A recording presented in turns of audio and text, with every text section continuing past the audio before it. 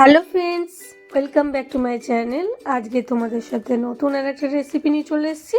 আজকে বানাবো কুচু চিংড়ির বড়া। যেহেতু এখন শীতের সিজন, নানা রকমের মাছ উঠতেই রয়েছে, তাই আজকে কুচু চিংড়ি নিয়েছিলাম বাজার থেকে 250 গ্রাম মতো। দেখতেই পাচ্ছ চিংড়ি মাছটা আমি ভালো করে নিয়ে নিয়েছি একটা বাটিতে ঢেলে। এবার এর মধ্যে ছোট ছোট নোংরাগুলো আমি ভালো করে পরিষ্কার করে নেবো। তোমরা দেখতেই পাচ্ছ এরকম হাত দিয়ে দিয়ে ভালো করে পরিষ্কার করে বেছে নিতে হবে প্রতিটা চিংড়ি। শীতকালে নানা রকমের নোনা মাছ, সামুদ্রিক মাছগুলো ওঠে।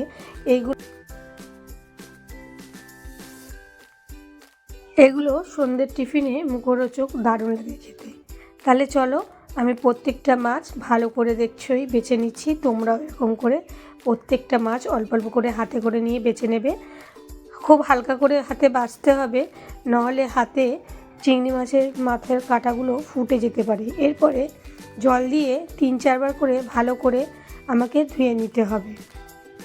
একটু বেশি পরিমাণে জল দিতে হবে আর 3-4 বার করে ভালো করে জল দিয়ে ধুয়ে নিতে হবে।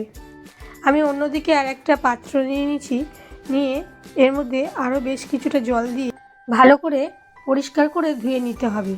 প্রত্যেকটা মাছ এরকম করে ভালো করে ধুয়ে হালকা হাত দিয়ে চেপে জলগুলো ছড়িয়ে নিতে হবে। খুব হালকাভাবে চাপ দিতে হবে, দিয়ে আরেকটা অন্য বাটিতে তুলে নিতে হবে।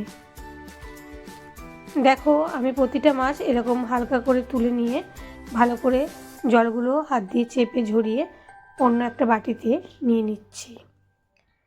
এইভাবে প্রতিটা মাছ আমি নিয়ে নেব। প্রায় 3-4 বার করে ভালো করে ধুয়ে পরিষ্কার করে নিতে হবে। দেখো, আমার পুরো মাছটাই পরিষ্কার করে ধোয়া হয়ে গেছে। এবার চলো কী কী উপকরণ লাগছে তোমাদের সাথে শেয়ার করি। কুচানো লঙ্কা নিয়েছি, কাঁচা লঙ্কা, এখানে আদা রসুনের পেস্ট, কুচানো ধনেপাতা নিয়ে নিচ্ছি, মিহি করে কেটে রাখা পেঁয়াজের কুচি, টমেটো কুচি আর কিছু রসুনের কুচি। এরপরে ওই মাছের মধ্যে দিয়ে দেব আমি পরিমাণ মতো নুন, সামান্য হলুদ গুঁড়ো। হলুদ গুঁড়ো দেওয়া হয়ে গেলে খুব সামান্য পরিমাণে দিয়ে দেব লঙ্কার গুঁড়ো, যেহেতু এখানে আমি কুচানো কাঁচা লঙ্কা ব্যবহার করব। তোমরা যেরকম ঝাল খাও সেই পরিমাণে ব্যবহার করবে। এরপরে কুচি রাখা ধনেপাতা দিয়ে দেব কুচানো পেঁয়াজ কুচি। এরপরে দেব আমি কুচি রেখেছিলাম আগে থেকে রসুনের কুচি আর লঙ্কার কুচি। রসুন কুচিগুলো একদম মিহি করে কুচাতে হবে। আর তার সাথে দিয়ে দেব টমেটো কুচি,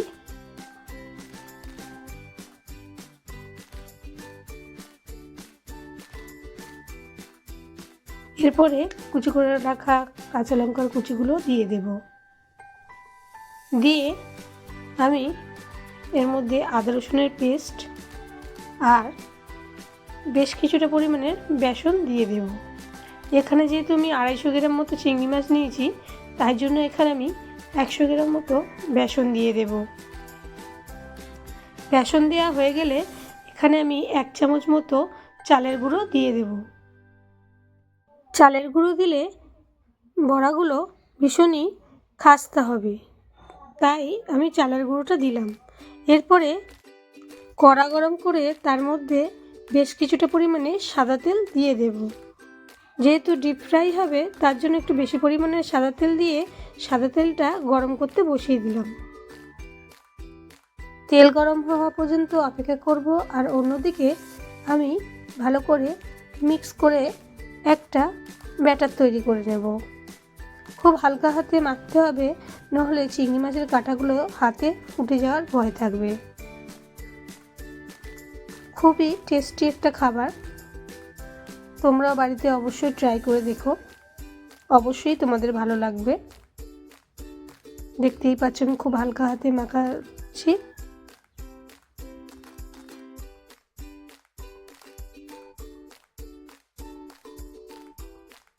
দেখো, সবশেষে আমার মাখা হয়ে গেছে। এবার 5 মিনিটের জন্য রেখে দেব। এরপরে তেল গরম, অন্যদিকে তেল গরম হয়ে গেছে কড়াতে। চলো এবার দেখা যাক। হাতে ছোট ছোট বল আকারের গড়ে নিয়ে হাত দিয়ে চেপে চপের আকারে গড়ে নিয়ে একটা একটা করে আমি গরম তেলে দিয়ে দেব। এইভাবে প্রত্যেকটা হাতে গোল করে নিয়ে আমি চপের মতো শেপ দিয়ে তেলের মধ্যে দিয়ে দেব। খুব ফাঁকা ফাঁকা করে দিতে হবে যাতে একটার সাথে একটা লেগে না যায়। এরপরে আমি প্রত্যেকটা ভাজা জন্য মিডিয়াম আঁচে দিয়ে দেবো গ্যাসের ওভেন। খুব জোরে আঁচে দেবো না, তাহলে পুড়ে যাবে, ভেতরটা ভাজা হবে না। এক সাইডটা আমার লাল করে ভাজা হয়ে গেছে, তোমরা দেখতেই পাচ্ছ। হালকা করে আমি উল্টে পাল্টে নেব, দিয়ে একটু চেপে দেব। খুব হালকা করে নাড়াচাড়া করতে হবে। অন্য সাইডটা লাল করে ভাজা হওয়া পর্যন্ত আমি অপেক্ষা করব, যাতে মিডিয়াম ফ্লেমে দেবো, যাতে ভেতরেও কাঁচা না থাকে, পুরোটাই ভাজা হয়ে যায়।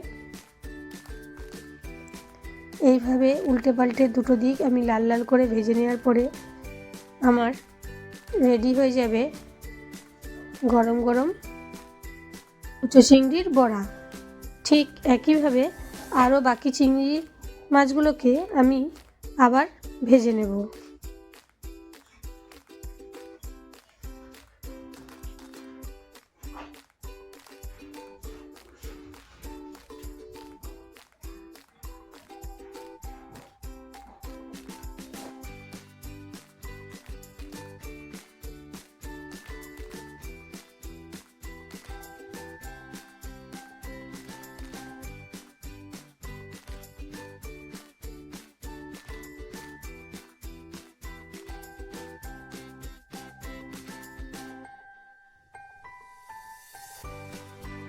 দেখতেই পাচ্ছ কতটা মুচমুচে আর স্পাইসি মনে হচ্ছে দেখে।